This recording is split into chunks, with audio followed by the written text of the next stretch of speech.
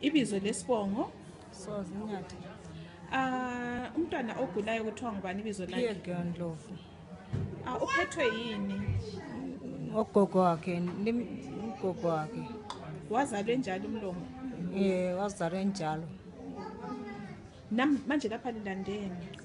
Ngilanda ukuthi ezothungwa umlomo. Udabuke ngaphansi la ngaphezulu. Ukhangelelwe ukuthunga nini?